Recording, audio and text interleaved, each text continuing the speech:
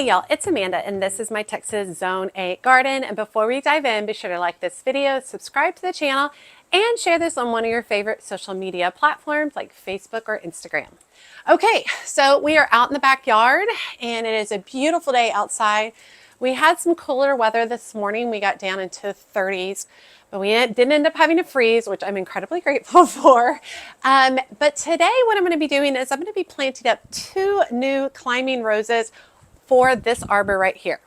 Now I built this arbor myself last year. My husband and I built it together, and it's not perfect, but I love it very much, and we've really enjoyed it so far. I grew loofah and birdhouse gourds on it last year. But what I want to do is doing something a little bit more permanent. I'm wanting to put a climbing nut rose on each side of each side of this arbor. And I'm thinking I want that because I think I want something a little bit more permanent where I'm not pulling these vines down, at the end of every season. And then also, even during the winter, it would have some winter interest on it. Even though it might not necessarily be green, I would have the beautiful vines climbing through it, which I think I would really, really like in this space. Now, both my climbing roses, I bought bare root roses. So let's talk about the varieties I got and why it's good to buy bare root. Okay, so I pretty much buy all of my roses bare root, and there's a few reasons why. They're so much more affordable than potted roses, just way less expensive. In fact, the 2 I've got right here were purchased from Home Depot several weeks ago at this point, and they were each $14.98 each, which is great. I also feel like bare root are easier to establish since they adapt quickly to the native soil, which I think works really, really well. Now, I'm not necessarily putting these in an area where it's native soil. At this point, I'm putting them in an area where I have like raised bed mix, but still I think it'll work really good. And I will say with bare root roses, they're available in a wider variety, more varieties than necessarily the potted roses. So right now is the best time to plant bare root roses. It's best to plant them in late winter to early spring while they're still dormant. Now you can see I purchased mine when they were dormant. They are no longer dormant. They are putting on tons of growth at this point in time, which is very exciting. It would have been better if I planted them a little bit earlier on, but we were still going through some strong freezes, so I just really wasn't comfortable. You want to really look for the ideal soil temperature of about 40 to 60 degrees, not frozen, but still cool, which I think is important. And we still have some cool weather. I mean, we're done with our freezes. We're well past our last frost date at this point. But I still think it's an appropriate time to go ahead and get these taken care of since it is early spring. Okay, so I'm going to be adding 2 varieties, and they're both very different from one another. This first one right here is Earth Angel Climbing Rose. It is a soft blush pink. It has soft blush pink blooms with a romantic peony-like shape.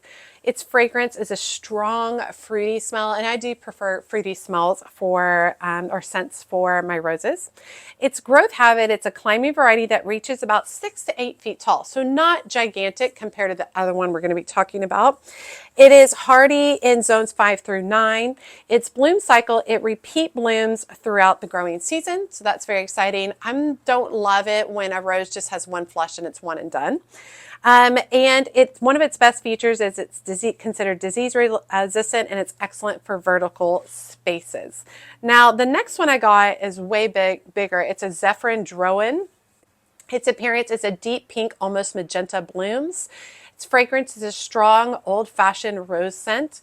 Its growth habit, it's very vigorous climber, reaching about 10 to 12 feet tall, so almost double the size of what the Eden is going to be. It blooms heavily in spring and then does a repeat bloom later on in the season. It's hardy zones 5 through 9, and its best features, it's nearly thornless, which is awesome. I mean, I'm looking at it as some very tiny itty bitty thorns, but They're not much of anything, which is exciting. And it is shade tolerant and a very fragrant rose. So very excited. So what we're going to do is we're going to go ahead and pot these up. Now, these have been watered multiple times. And you can see that it's broken dormancy, it's green. So typically a bare root rose, we would go through a soaking process. You would soak the bare root roses in a bucket of water for 4 to 12 hours before planting, and that would rehydrate the roots and prepare them for planting. These have been watered a lot, multiple times since I've had them, so they do not need to go through that process. So we can actually put these directly into the containers. All right, let me show you where they're going to go. Okay, so here's the arbor. On this side, we're going to have the Eden, so it goes up about 6 feet to 8 feet, so it should reach the top and go slightly over the top. On the other side, we're going to do the Zephirine Drouhin, and it should go all the way to the top and all the way across, and then maybe even partly down. Now, the reason I decided that way is outside my garden, this is the view out and to the street, and if we turn quickly, or slowly, sorry, you can see this side of the arbor, you can see the top half of it outside the garden. And so I want to do the Zephirine Drouhin, which is a brighter, beautiful color and a more vigorous grower here so that people can see when they're walking by. And then also I feel like this is where we get a lot of wind, comes this direction. This direction is south. We've got west over here. So we have a lot of wind, you can see, comes through this direction, and I think the Zephirine Drouhin can take it a little bit better, and then that would give my Eden over here, it would give my Eden on this side a little bit more protection because I do intend on using the Eden as more of a cut flower. I want to be able to cut it, so this would protect the blooms a little bit, which I think would work great. Now, all of my beds are where we're going to be planting are set up with drip irrigation. It's going to be great. I'm not going to plant them right in the middle. I'm going to plant them to one corner towards this front corner, and the same thing over here. So let's start preparing those areas. Okay, so here we are at the spot. I've got some twine. I've got all kinds of stuff over here. It's a hot mess. I'm going to go ahead and put on my rose gloves. They cover my arms and protect me from scratches.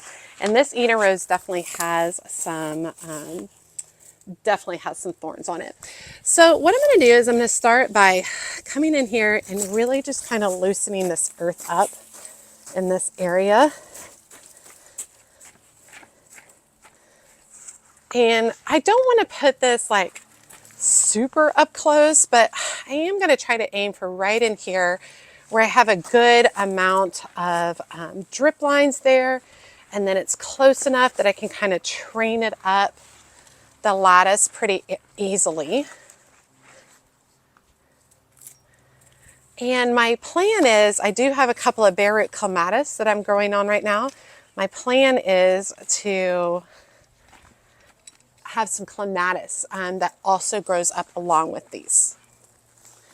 All right, next thing I'm going to do is I'm going to go ahead and open up my rose, see what we got going on. So this kind of pulls open and comes around the root pretty easily. And we're going to go ahead, pull it out of its container, drop any extra soil in there.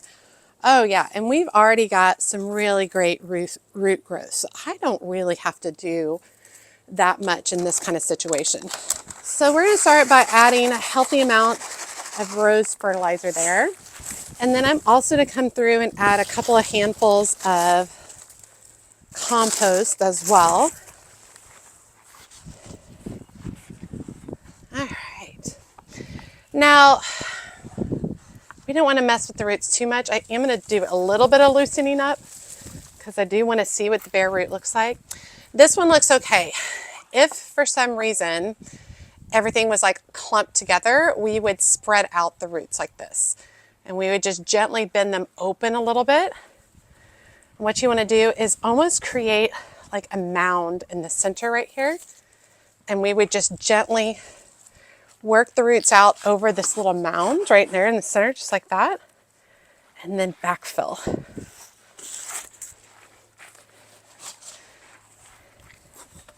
Now, I have a lot of people who question where the graft of the rose goes. So Right here, this bulbous point right here is the graft portion of this rose. This is not an own root rose. That's why one of the reasons it's so cheap. It has a basic kind of rose stock down here, and then they graft on the Eden onto the top of it, and that's where you see this bulbous point, okay? Now, in colder climates, that bulbous point, you really want to put that underneath, and you want to protect it. You want it underneath the soil so it's protected from really hard freezing temps. In my area, it can go above the soil and it does just fine. But like I said, if you're in colder areas, you definitely want to plant it lower.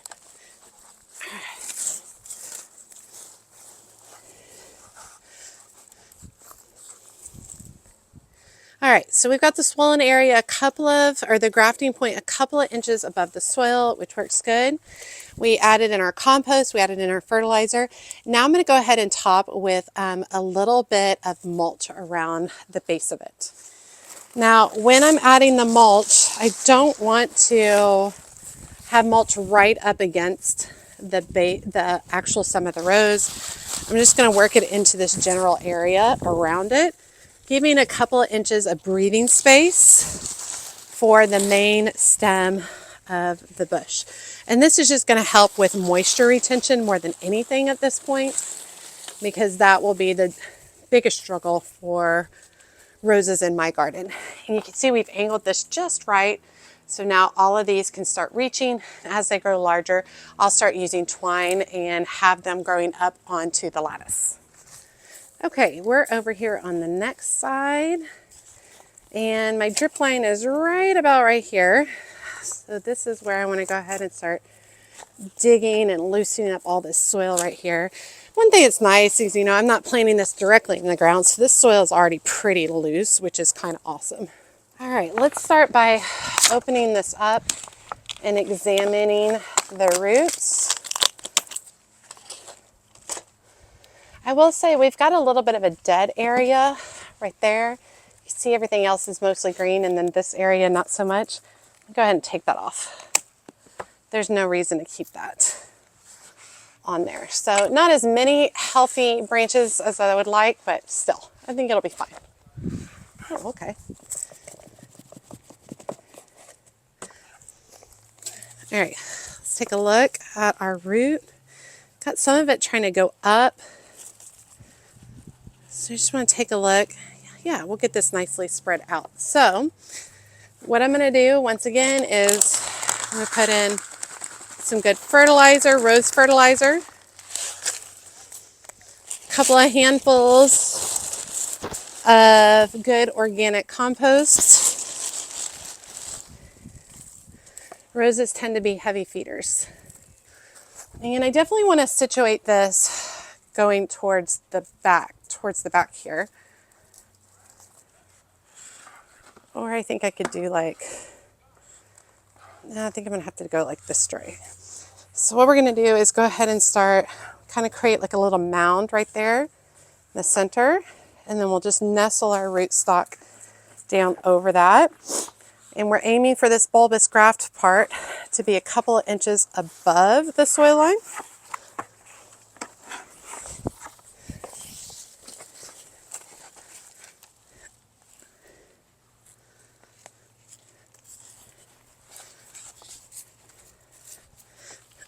Just like that. And then I've got this leaning backwards towards the lattice, and I see some other areas for more shoots coming up here, which will be great. And then we're going to go ahead and add some mulch around it to help with water retention.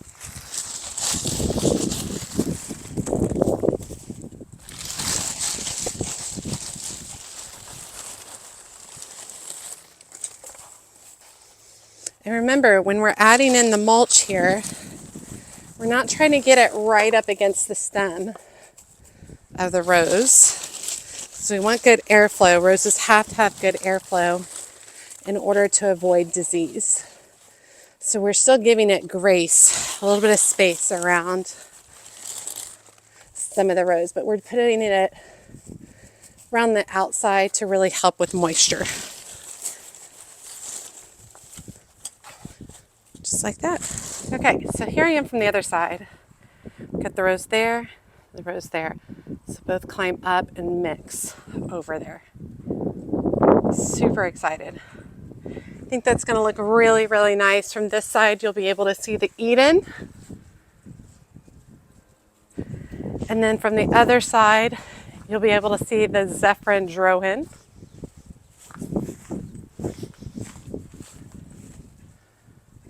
I think that's going to look really great. Had somebody suggest that I paint the outside of my containers a more coppery, more vintage looking paint, a color. I was like, that's a great idea. I might do that later this year. I love it. Great idea. Okay, let's water these in. All right, so these need to be watered really well in. And I really need to come up here every day or so and make sure that they're watered in if we're not getting any rain. My drip lines are currently set off to go off for 20 minutes every 3 days at this point in time. If we end up having big rains, I will adjust that so it's not as much. But while I'm watering these in, let me show you another chore that we did earlier this week. I had all my boys out here helping me out, and we took down the greenhouse and we burned a bunch of brush and pruning and all that kind of stuff. So y'all take a look at that.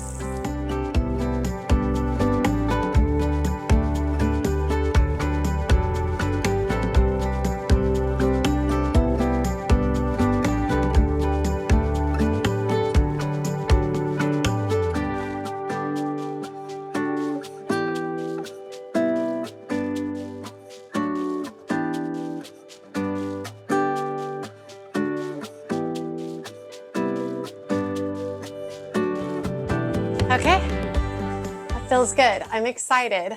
I already have a couple of climbing roses in my yard, or in my garden. I have two. I have an America climbing rose, which is a very bright pink coral color.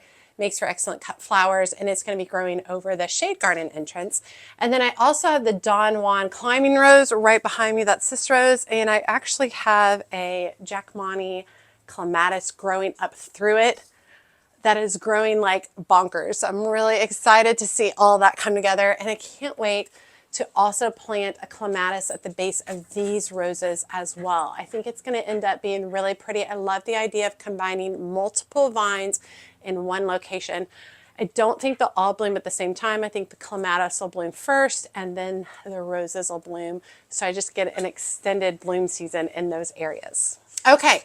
Just to make sure, if you're buying them bare root and you just got them from the store, you just ordered them and they arrived in the mail, make sure you soak those roots from 4 to 12 hours, allowing them to resuscitate themselves. And remember, these two I've had for well over a month. I've been watering them on my own. They're fine. They're in really good shape, so they're fine to go right in without being soaked because they've been watered consistently for weeks at this point. But like I said, if you have bare roots, you want to soak them 4 to 12 hours and then put them in. You want to create a little mound of compost or soil in the bottom of your hole, spread those roots out over the mound, and then backfill, making sure you're utilizing compost and a great rose fertilizer. And then you want to make sure that the grafted point, the swollen point of these bare root roses, in my area, it can be a couple of inches above the soil because I'm in a warmer area. In colder climates, it needs to be an inch or two underneath the soil so that the graft doesn't freeze or get damaged. So it really just depends on where you are and what location. And then after that, make sure you add mulch around the base of it, making sure you give a little bit of space to the roots, the mulch, to the stem. The mulch does not need to be up against the stem. You need to pull it back a little bit and allow it to breathe.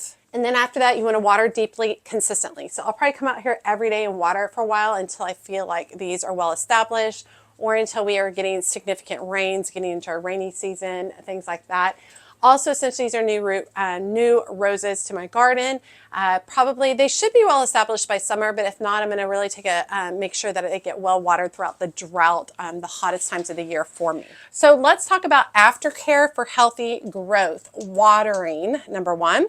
Keep the soil evenly moist but not soggy. And that really goes back to having well-draining soil. This is obviously well-draining soil because this is raised bed soil. If you're planting in the ground, like in your native soil, You want to mix that native soil with compost, maybe some perlite, shale if you have a lot of clay like I do, but to create a really good mixture of soil that's well draining.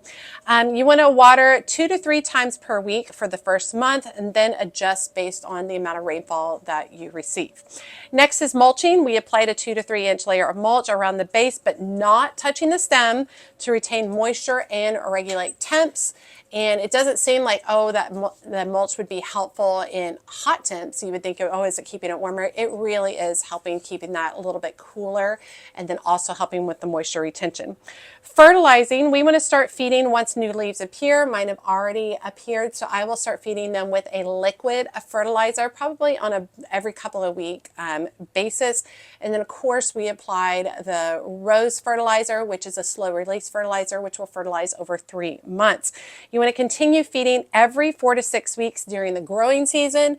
I'm going to feed a little more consistently in the beginning just because we are trying to establish new roots and I really want it to get it going. And then training and support for climbing roses is super important. We want to attach young canes to a trellis or support structure as they grow. None of mine are large enough to warrant that at this point in time, but I will be attaching them utilizing some twine as they continue to grow. I like the twine because it's the same color as the wood structure, so I think it blends in really well. You want to fan out canes horizontally for better blooms. So if you have all your canes, and that's just the really long stem, if you have all your canes up and down, straight up and down vertically, that's not going to really allow for a lot of growth of blooms. So you want your canes to kind of fan out horizontally. The more horizontal they are, the more shoots they're going to send up of roses. So you don't want them just growing straight up with just roses at the end. You really want to angle them if you can to allow more growth. And I will have a future video showing you how I do that. And then pruning. In the first year, only prune to remove weak or damaged stems. So you saw on that one, we had one stem that was kind of dead on that Zephirine Drouhin. So we went ahead and cut that off. There's no reason to have that. And at this point, I'll just watch and keep an eye on it. And if I see any other ones that look weak, I'll remove those. After the first year, you want to prune in late winter or early spring to shape and encourage flowering. Typically in my area, where we prune right around Valentine's Day. We prune, we fertilize, we mulch, we make sure that they're good for the season. Okay, a few common problems and solutions that you might run into: black spot or powdery mildew. Those two are very common in my area for rose bushes. So more than anything, you want to improve air circulation and avoid overhead watering. And these are going to get great air circulation out here. I don't have other plants like up against them. And then of course, the only overhead watering they will receive is if we have rainfall. Everything else will be from the drip lines. And then if you feel like your growth is really slow, you want to ensure proper sunlight. So these need 6+ hours of sun per day, and deep watering and a balanced fertilizer. So if you don't feel like yours is waking up, you don't feel like yours is growing as fast, make sure it's getting 6+ hours of sunshine, lots of deep watering and fertilizing. And then finally, weak canes. So the long stems that come up to create these beautiful climbing roses. If you feel like those are scraggly, weak, not looking good, you want to go ahead and secure those weak canes to the trellis, or prune them off if you don't think that they're looking very good. And I think that probably in about 2 to 3 weeks, if these take off the way I think they will, 2 to 3 weeks, I'm going to have to be over here training these already, which is super exciting. All right, you all, I hope you guys enjoyed today's video, seeing me plant up 2 new climbing bare root roses in my garden. Very excited. I would like to add more. I'm not going to lie. I love climbing roses. I think they're beautiful, but I think 2 is good for me for this season. Last year I tried to add a whole bunch of roses at the same time and I ended up neglecting them. And so I really think like 2 to 3 is about the max I feel comfortable adding to my garden each year. Of course, if I see a sale, that might be different, but we'll see. So I'm really excited about this. And you got to see me and my 3 boys, my husband and my 2 boys out here working with me, taking down the greenhouse, even though most things died in it, but also watching us burn a bunch of stuff in our fire pit. We discovered some bunnies were running around, and we've always had bunnies living in this backyard since the day we moved here. And they haven't really been an issue, knock on wood, for me in the past. I saw a couple of them running around. And then getting a bunch of that stuff burned out, cleaned out, felt really, really good. And we're on spring break, so I have a couple more projects I want my boys to help me out with. Spreading mulch. I have a lot of heavy stuff that needs to be moved around and situated, so maybe we'll have another work video where you see them all working and helping me out. They're all Boy Scouts, like all three of them. My husband is an Eagle Scout. My son is almost to his life rank, my older son, and then my younger son just crossed over from Cub Scouts to Scouts of America is what it's called. And they all love fire, camping, and all that stuff. So having them out here in charge of the fire was great. I also love fire. I'm kind of obsessed with it. All right, you all. I hope you guys enjoyed today's video, seeing me out here. Let me know what you're planting up in your yard. If you are getting bare root roses put in, let me know what varieties you're growing. I'm really excited to see how these do in my area. As always, make sure you like and comment on the video. Every time you like and comment, it helps grow my video so much. And if you don't feel comfortable leaving a comment, just drop me an emoji below, letting me know that you made it to the end of the video and you say hi. And be sure to jump over and check me out in my Patreon community. The link is in the video description below.